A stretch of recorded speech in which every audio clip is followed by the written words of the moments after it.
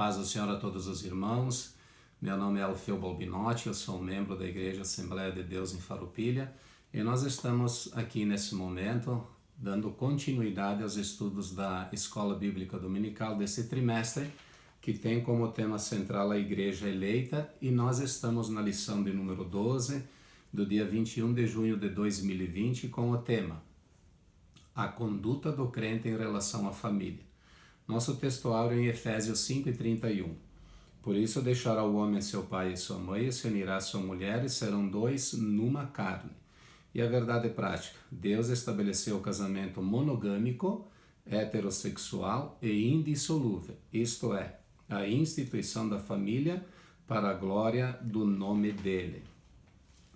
Nós temos as nossas leituras em classe que sempre nos auxiliam nesses temas, e para esta lição está em Efésios 5, 21 e 33, mais Efésios 6, dos versos 1 a 4. E o nosso objetivo geral é mostrar que o relacionamento harmonioso está incluído no projeto divino para a família cristã. Então diz a nossa introdução, segundo o pastor Douglas Batista, que é o comentarista dessas lições. Na Bíblia, o relacionamento familiar é um projeto divino. Então, a família é a principal instituição planejada por Deus. E o que Deus quer através dessa família é que haja um verdadeiro relacionamento familiar entre os membros da família e esses membros com Deus. E poderíamos já dizer que um objetivo dessa instituição é para que o nome do Deus Todo-Poderoso, de nosso Senhor Jesus Cristo, pela ação do Espírito Santo, venham a ser glorificados. Então, é um projeto divino e ele pressupõe que inicia através de um matrimônio que é monogâmico, é para cada homem uma mulher, ele é para ser heterossexual, entre um macho e uma fêmea, e não dois machos ou duas fêmeas, e também ser indissolúvel, até que a morte os separe, conforme Mateus 19, o verso 6. Portanto, o que Deus uniu, o homem não separe. Então, é um projeto de Deus. E nós vamos ver nesse projeto, os membros que compõem essa família, qual o seu papel, qual o seu trabalho, qual o seu propósito para que o nome de Deus venha a ser engrandecido e glorificado. Então, na primeira parte da nossa lição, que fala sobre a conduta do crente como marido, nós temos uma pré-introdução que diz: no capítulo 5, Paulo enaltece o matrimônio e eleva ao mais alto patamar ao comparar o marido a Cristo e a esposa à igreja. Então, Paulo faz essa comparação, eleva essa instituição, essa família que Deus instituiu ao mais alto grau, a maior honra, poderíamos dizer, diante da sociedade, diante do mundo. A família é o centro, é onde se iniciam todas as coisas, todos os relacionamentos. Então nós vamos ver aqui o papel de cada um desses membros. E no primeiro subtópico fala sobre o papel do marido como líder da família. Na Bíblia, a ordem de autoridade é observada do seguinte modo: Deus é a cabeça de Cristo, Cristo é a cabeça do homem e o homem é a cabeça da mulher. Isto está em 1 Coríntios, dos versos 11 ao 13, aonde diz lá, quero, entretanto, que saibais ser Cristo o cabeça de todo homem. Então, Cristo é o cabeça de todo homem. O homem o cabeça da mulher e Deus o cabeça de Cristo. Então essa é uma ordem que o próprio Senhor Deus estabeleceu, sendo ele a maior autoridade sobre tudo, sobre todos, Cristo sobre o homem, sobre a igreja, e o homem sobre a mulher. Isso não quer dizer ou não significa que a mulher não possa opinar, não possa participar da família, não possa, ali estar presente nos projetos familiares, dentro dos propósitos familiares da parte de Deus, para que ela seja de fato a ajudadora, a companheira do homem a qual está ali idônea a ele, servindo a Deus através desse relacionamento, e Deus capacita as esposas de forma que elas sejam também sábias, prudentes e possam também auxiliar os seus esposos, os seus maridos, para que haja uma conformidade, para que a bênção do Senhor esteja sobre esse relacionamento, essa família, esse lar. Então, há uma ordem sim estabelecida por Deus, mas com respeito, todos os membros da família participam nos seus projetos. A relação dentro do lar é explicada na frase: o marido é a cabeça da mulher, como também Cristo é a cabeça da igreja. De forma que nós vamos ver no decorrer desta lição que há uma sujeição da parte da igreja a Cristo e também há uma sujeição da parte da mulher ao seu marido, para que isto possa crescer, para que essa família possa ser sim uma célula, uma representante de Deus na face da terra. Então, isto é, o marido deve liderar a sua casa, do mesmo modo como Cristo lidera a igreja, visando seu absoluto bem-estar. Como Cristo quer o bem da igreja, o marido tem a responsabilidade de querer o bem da esposa e dos filhos, de todos os que compõem a família. Então, liderar, muitos gostam de liderar, de estar à frente, mas há uma grande responsabilidade e essa responsabilidade cabe ao marido. Nós, maridos, esposos, nós temos que dar conta disso e vamos dar conta no dia a dia, nas necessidades dessa família e também vamos dar conta diante de Deus naquilo que nós fizemos ou deixamos de fazer em prol da família. Então o homem deve ser um provedor na família, deve ser um protetor da família, deve ser um sacerdote, um líder, para que ali a bênção de Deus se manifeste e essa família possa ser uma bênção. Aqui é necessário ressaltar uma questão importante. O movimento feminista com viés neomarxista considera esse modelo de família como um sistema opressor do homem contra a mulher. Claro que essas ideologias, elas têm os seus propósitos e há um propósito contrário à vontade de Deus nessas teorias, nessas ideologias marxistas, aonde promovem uma igualdade ou às vezes até uma superioridade contrária, aonde a mulher toma mais posição e mais direitos do que o marido em algumas decisões na família e na sociedade. Mas há uma regra sempre divina, há um propósito sempre estabelecido desde o princípio que deve ser observado para que ali essa unidade na família possa ser uma bênção e ela possa ser vitoriosa. Então, ao contrário desse falacioso discurso nas Escrituras, o modelo cristão está fundado no amor e no respeito mútuo. Isso está em João 13, 34 e 35. Então, o amor, nós vamos ver até o final dessa lição, que vai ser a base desse relacionamento entre marido e esposa e também na família.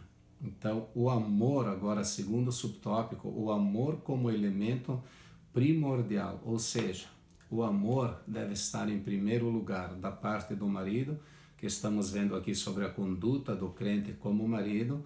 O amor deve ser aquele que vai mover o marido a agir de forma que tanto a esposa quanto toda a família sejam abençoados. Então, o amor é a primeira virtude do fruto do Espírito Santo. É amor, está lá em Gálatas 5 e 22. Então, esse amor é manifesto através de palavras, através de ações, através de atitudes, através do comportamento, através da liderança, do sacerdócio que cabe e que vem sobre a cabeça da família, que é o homem, o marido.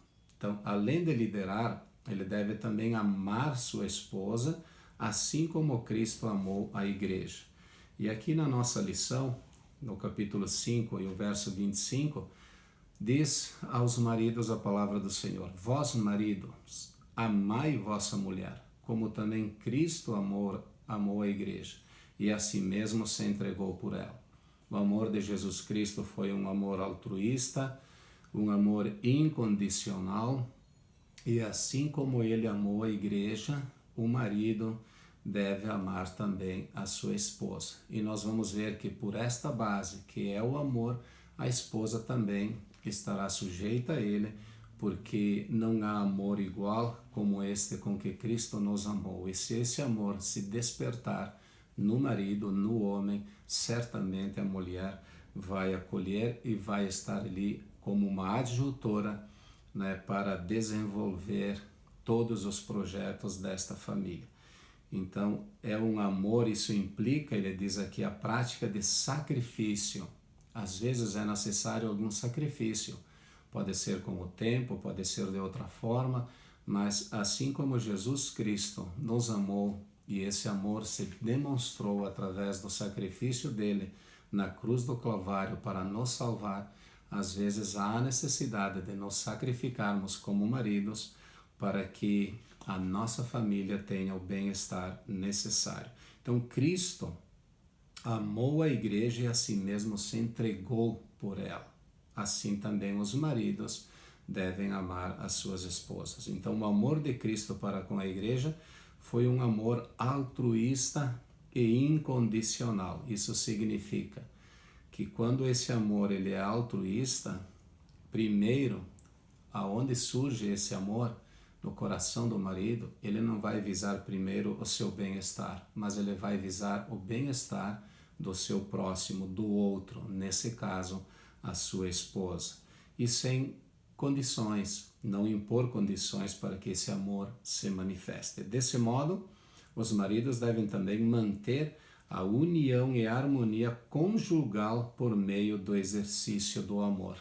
E aqui nós poderíamos ver lá quando Paulo fala aos Coríntios, no capítulo 13 da sua primeira carta, nos versos 4 em diante, ele vai falando do que é o amor. Tudo sofre, tudo crê, né? Tudo espera, tudo suporta e assim por diante. Então, o exercício do amor será um exercício diário, constante, como nós vimos, até que a morte os separe.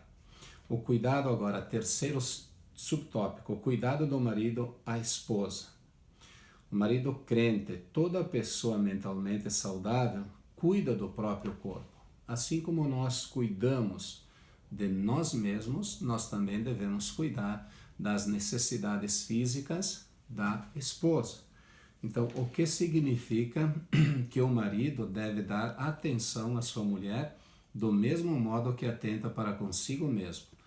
Assim como eu tenho todo um cuidado comigo, eu vou ter esse cuidado também com a minha companheira. Isso implica proteger a esposa e prover-lhe uma vida digna, ou seja, as necessidades que ela tem, por básicas que sejam, e em todos os momentos, o marido deve proteger, deve cuidar, proteger, promover, ver o que ela necessita e, se possível, sempre atender a essas necessidades.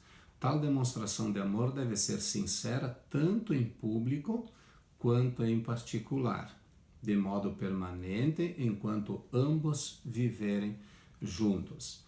Então, esse amor, essa demonstração de amor pública é sempre considerar a esposa quando estivermos nos relacionando, quando estivermos com amigos, com familiares ou na sociedade. Não ser indiferente, porque a indiferença às vezes se torna a maior ofensa para uma pessoa.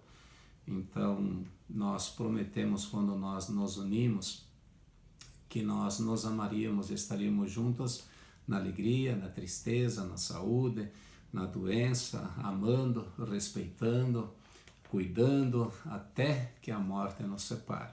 Então, esse amor deve ser demonstrado tanto em público, né, que é uma gentileza, é uma forma de considerar a esposa, e também em particular nas conversas, nos relacionamentos mais íntimos entre o esposo e a esposa. Então, aqui nós vimos alguns dos papéis que fazem parte do marido que é crente, que crê, que recebeu Jesus Cristo, que tem a graça do Senhor, que tem o Espírito Santo do Senhor sobre a sua vida para operar todas estas coisas. A segunda parte da nossa lição vai falar sobre a conduta da crente como esposa, das irmãs, das mulheres. Então, a mulher casada é comparada à igreja de Cristo. A igreja de Cristo está esperando o noivo. A mulher casada aguarda por um dia, ver o seu noivo que a está aguardando e assim ter um relacionamento íntimo, um casamento, uma união estável e para todo sempre. Diz o primeiro subtópico, o conceito de submissão cristã. Submissão, alguém pode pensar que a mulher deve estar sujeita, ela não pode opinar, não pode abrir a boca, tem que acatar as ordens, sejam elas às vezes conforme a vontade do Senhor, às vezes até pode ser que não estejam de acordo e conforme a vontade do Senhor, de forma que como ela está numa posição de submissão, ela não tem, não é considerada, mas submissão significa estar sob a mesma missão, debaixo de uma missão. Quando Deus criou o homem e a mulher, lá em Gênesis, ele disse que faria o homem uma adjutora, uma companheira que estaria ao seu lado. Então, não é uma submissão de forma que ela até possa ser, entre aspas aqui, escravizada. Não, é uma submissão, é um trabalho, é uma missão que Deus determinou a esse casal para que dele, então, eles pudessem encher a terra. Então, submissão é estar debaixo de uma mesma missão. Isso não significa que a mulher não tenha o seu valor e não tenha o seu espaço. Não, ela está ali para ser uma adjutora, uma companheira, uma ajudadora, uma auxiliadora do marido. Então, as Escrituras ensinam a sujeição de uns aos outros no temor de Deus. Isso é o nosso verso 21 da leitura, onde diz: sujeitai-vos uns aos outros no temor de Deus. Essa sujeição implica a participação do homem se sujeitar aos outros e também da mulher, da esposa, se sujeitar aos outros. Então, um se sujeita ao outro. Há uma igualdade nessa sujeição. Mas a responsabilidade maior está sobre o marido. O homem, ele vai dar conta. É este que Deus vai chamar para dar conta daquilo que ele mesmo, Deus, entregou nas suas mãos. Portanto, aqui não se trata de uma sujeição irracional, de forma bruta, ao domínio de alguém, como se ele fosse a autoridade máxima e oprimisse a outra pessoa. Mas é uma sujeição voluntária e de grata aceitação do amor e cuidado do marido. Então, a esposa sábia, a esposa prudente, a esposa temente, ela não vai fazer isso de forma irracional, mas vai ser de forma voluntária, aceitando o amor e cuidado do marido. Mas aqui entra o amor e o cuidado do marido. Porque ali em Efésios 5:25, como nós vimos, maridos, amai vossa mulher, como também Cristo amou a igreja e a si mesmo se entregou por ela. Então, quando esse amor e cuidado do marido se manifesta, haverá automaticamente uma sujeição voluntária da parte da esposa. Mas é compromisso da esposa estar ali sob a mesma missão, sujeição sob a mesma missão junto com o marido. A condição da mulher cristã, segundo o subtópico. Na cultura judaica, a mulher ocupava posição secundária e era parte da propriedade de um homem. Era uma propriedade. Na sociedade grega, as mulheres eram tratadas como inferiores e as esposas eram escravizadas. Aí eram como se elas fossem escravas. No Evangelho de Cristo, as mulheres alçaram posição de dignidade igual aos homens. Ali em Gálatas 13:28 diz a palavra do Senhor. Está dizendo que nós somos um em Cristo. Homem ou mulher, somos um em Cristo. Em Cristo, a mulher é digna de todas as bênçãos de Deus, tanto quanto o marido. Então, a posição de igualdade, né, está entre o homem e a mulher diante de Deus. É uma posição de igualdade. Cristo chegou, conversou, teve um encontro com a mulher samaritana, trouxe dignidade às mulheres, de forma que elas são consideradas, elas estão sob a mesma bênção que os maridos, e as esposas também merecem receber da parte de Deus toda essa atenção. Então, os maridos devem considerar isso de forma que elas não sejam escravas deles. Portanto, a mulher cristã desfruta de plena liberdade em Cristo e não está sujeita a nenhum sistema de escravidão, imposto às vezes pelo marido. E o pior de tudo é que às vezes pode até o marido ser consciente da verdade, que não deveria escravizar a esposa, mas o faz por uma questão de natureza humana ou por alguma outra questão, mas isso pode acontecer. Mas Gálatas 5:13 diz assim a palavra do Senhor. Gálatas 5:13. Porque vós, irmãos, fostes chamados à liberdade, porém não useis da liberdade para dar ocasião à carne, que nenhum marido dê liberdade à carne, à sua natureza, né, para fazer com que a sua esposa seja uma escrava, porque todos fomos chamados à liberdade. Sede antes servos uns dos outros pelo amor. Então, assim como o marido precisa servir a esposa, suprindo todas as suas necessidades, a esposa faz o mesmo, porque ama o seu marido e assim vai procurar suprir as necessidades do seu esposo. Então, na terceira parte, terceiro subtópico desses conceitos que promove a conduta da crente, né, como esposa, ele diz que a esposa deve reverenciar o marido, dar a reverência devida ao marido. O amor do marido para com a esposa deve ser altruísta, como nós vimos antes. O amor do marido deve ser altruísta, deve pensar primeiro na esposa, depois em si mesmo. Assim como Cristo pensou primeiro em nós, na sua igreja e depois nele. Esse amor serve ao propósito divino de capacitar a esposa a ser recíproca ao marido, como nós vimos antes.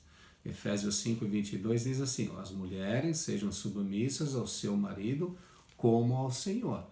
Assim como uma esposa, uma mulher está sujeita ao Senhor Jesus Cristo, assim também ela se sujeita ao seu marido. Mas isso tem como base o amor, como ele diz aqui, ó, esse amor serve ao propósito divino de capacitar a esposa a ser recíproco. O amor de quem? O amor do marido. Então, o homem que assim se porta, coopera para que a esposa o reverencie, que é 5:33, onde diz: não obstante, vós, cada um de per si, também ame a própria esposa como a si mesmo, e a esposa respeitem ao marido. Então, reverenciar, respeitar, honrar é o que um marido, um homem, mais gosta da parte da mulher, que ele seja respeitado. Não é preciso dar aquela honra que é uma bajulação, né, para ter algum propósito ou objetivo. Não. Respeitar, considerar o marido é reverenciá-lo, é o que o marido mais gosta da parte da esposa, sendo que a esposa o que ela mais gosta é que o marido a ame, que ela seja amada, e isso, como nós dissemos antes, deve ser demonstrado na prática, tanto de um quanto de outro. Mas a esposa que teme ao Senhor, ela vai reverenciar o seu marido. Então nós entramos agora na terceira parte da nossa lição, falando sobre a conduta do crente como filho. Então algo sobre a família, membro da família é um filho ou os filhos, e aqui cabe no primeiro subtópico falar sobre a responsabilidade dos pais. Os pais devem criar seus filhos na doutrina e admoestação do Senhor, como está em Efésios 6, 4, a parte B. Mas criai-os na disciplina e na admoestação do Senhor.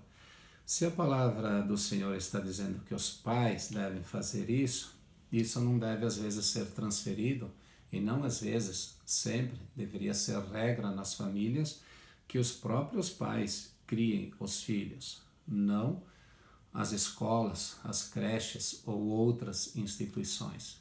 Mas o primeiro propósito de Deus é que os pais eduquem, criem os seus filhos em disciplina e admoestação do Senhor. Então, os verdadeiros professores dos filhos são os pais. É a responsabilidade que cabe a eles. Vemos que nessa sociedade em que vivemos, às vezes é transferido para os avós, para os tios ou para as instituições.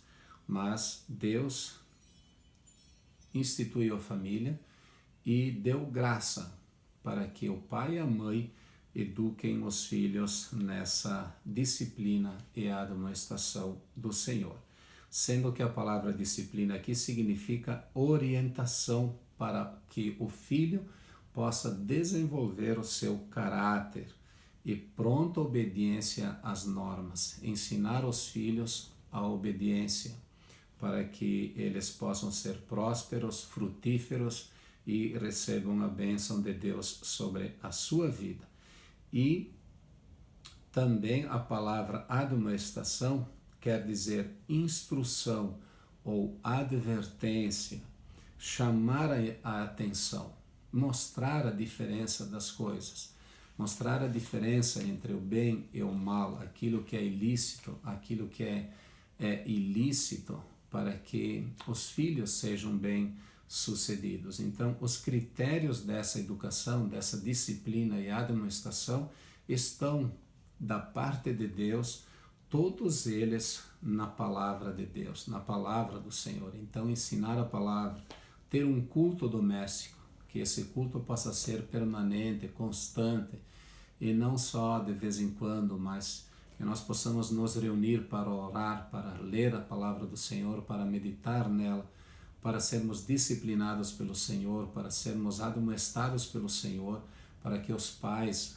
possam ter essa graça do Senhor, essas virtudes do Senhor, o poder do Senhor, para poder orientar os seus filhos. Provérbios 22:6 diz: ensina a criança no caminho em que deve andar, e ainda quando for velho não se desviará dele. Então, ensinar a criança no caminho, não só mostrar o caminho. Vai por essa rua, vai pela outra, dobra à esquerda, dobra à direita e assim por diante. Não, acompanhe o filho, mostre o caminho a ele, ensina ele no caminho, anda junto, vai junto. Diz ao filho, ó, me segue, faz assim. Assim é a vontade do Senhor, assim vai dar certo, assim nós estamos sob a proteção do Senhor, sob o poder do Senhor, com a graça do Senhor. A obediência em si é que nos traz todas estas bênçãos, tanto para pais quanto para filhos, mas ensinar no caminho, não só mostrar o caminho e mandar que siga sozinho, não, acompanhar os nossos filhos em todo o seu crescimento, enquanto eles estão sob a nossa liderança, para que sejam instruídos na graça, no poder, de acordo com a vontade do Senhor, pela palavra do Senhor. Então, isto será uma bênção para todos e também para a sociedade em si, para a igreja, o corpo de Cristo do Senhor. Segundo subtópico, a conduta requerida dos filhos. Vós, filhos, sede obedientes a vossos pais. Isto está no verso 6, capítulo 6 e verso 1 de Efésios. Filhos, obedecei a vossos pais no Senhor, pois isto é justo. E o 2, já lemos, honra o teu pai e a tua mãe, que é o primeiro mandamento com promessa, para que te vá bem e sejas de longa vida sobre a terra. Então a conduta dos filhos é que eles obedeçam aos pais. É claro que às vezes os pais não andam de acordo com a vontade do Senhor, não estão no temor do Senhor, não servem ao Senhor, não conhecem ao Senhor. E um filho pode conhecer o Senhor e ser temente ao Senhor, mas ele não deve desrespeitar o seu pai, deve continuar honrando o seu pai. Mas nesse caso, se não estiver de acordo com a vontade e a palavra do Senhor, então sim, ele terá uma possibilidade, uma condição de às vezes até não obedecer. Mas a obediência que é dita aqui, que é falada nesse versículo, é quando os pais temem ao Senhor. Para que os filhos sejam prósperos e sejam abençoados, eles precisam obedecer aos seus pais. Honra teu pai e a tua mãe, como nós lemos, os 6 e 2. Assim os filhos devem obedecer e honrar seus pais. Logo, obedecer significa cumprir o que é ordenado. E isso é no dia a dia. E envolve amor. O honrar é respeitar os pais, envolve também o amor dos filhos com os seus pais. Mas o amor dos filhos com os pais, primeiro é demonstrado pelo amor que os pais têm pelos filhos e o cuidado que os pais têm com os filhos, assim no relacionamento com a esposa, como nós vimos. Se o marido ama a sua esposa vai retribuir. Se os pais demonstram esse amor aos filhos, os filhos vão retribuir. Porque quando o amor de Cristo vem sobre nós, esse amor é altruísta e incondicional, como foi o amor de Jesus Cristo. Então, os filhos vão amar, vão respeitar e até se houver alguma outra necessidade de sustento, eles também vão estar prontos a providenciar sustento para os seus pais ou outras necessidades. Portanto, a obediência é devida enquanto os filhos viverem sob a tutela dos pais. Enquanto todos morarem sob o mesmo teto, aonde o pai é o sacerdote, essa obediência deve acontecer por parte dos filhos. E a honra, mesmo que eles já não estejam mais sob o mesmo teto, no mesmo lar, na mesma casa, a honra dos filhos deve ser para toda a vida. Essa honra é através da reverência, do respeito, do cuidado que os filhos têm com os pais. Então isso tudo é recíproco. Assim como eu amo os meus filhos vão me amar e vão cuidar. Um cuida do outro. Terceiro subtópico, o mandamento com promessa. Aos filhos que obedecem e honram seus pais, uma promessa dupla lhes é assegurada. Versos 3 do capítulo 6 de Efésios. Para que te vá bem e vivas muito tempo sobre a terra. Então essas bênçãos incluem prosperidade exterior e vida longa. É claro que se os filhos obedecerem aos pais no temor do Senhor, através do amor do Senhor, eles poderão alcançar e vão alcançar por essa palavra vida longa, e podem ser muito abençoados, tanto espiritualmente quanto materialmente. Então é um mandamento que tem promessa, é o primeiro mandamento com promessa. Então diz a nossa conclusão dessa lição. No modelo divino, todos os membros da família cumprem deveres específicos. Cada um tem a sua responsabilidade, a sua função. O marido tem o dever de liderar e amar sua esposa. A esposa o dever de submeter-se e respeitar a liderança do seu marido. Aos pais o dever de educar seus filhos segundo as Escrituras, e aos filhos o dever de obedecer e honrar seus pais. Assim, o amor, o respeito mútuo e a prosperidade fazem parte da família que se porta conforme Deus planejou, e isso será uma bênção. Josué disse, lá no capítulo 24 e 15, eu e a minha casa serviremos ao Senhor. Então, que nós possamos fazer o mesmo com as nossas famílias, no nosso lar. Servir ao Senhor, mesmo nesse tempo de pandemia, com algumas dificuldades que algumas pessoas, alguns irmãos estão enfrentando, mas vamos servir ao Senhor, seja no pouco, seja no muito, seja às vezes na alegria ou na tristeza, como dissemos, mas vamos servir ao Senhor, vamos buscar o Senhor, tanto o marido quanto a esposa, quanto aos filhos. E poderíamos dizer que tudo isso se resume no amor. Então, aquele que ama, ele cuida, aquele que ama diz que ama, aquele que ama tem tempo, e aquele que ama procura agradar ao outro, procura servir ao outro, procura ouvir o outro. E isso se deve num lar entre o marido e a mulher, entre os filhos com os pais com os filhos e vice-versa. Então, seremos uma bênção se nós buscarmos essa orientação do Senhor e permitirmos que através do Espírito Santo o amor de Cristo se manifeste nos nossos relacionamentos familiares. Então, diz a nossa lição, que o tema dizia que a conduta do crente em relação à família, ela seja assim guiada pelo Senhor. Que Deus possa nos abençoar, que Deus te abençoe se você é chefe de família, sacerdote de família, seja a tua família, as nossas famílias abençoadas pelo Senhor. Então agradecemos a Deus por esses momentos que tivemos na sua presença, pela sua palavra e pela direção do Senhor quando nós permitimos que Ele opere na nossa vida para edificação do corpo de Cristo, que é a Igreja do Senhor. Então nós temos para finalizar a próxima lição, que é a lição 13 desse trimestre, tem como tema Batalha Espiritual e as Armas do Crente. Assim, nós agradecemos a Deus e que a graça de nosso Senhor Jesus Cristo, o amor de Deus e a comunhão com o Espírito Santo estejam com todos nós. Amém.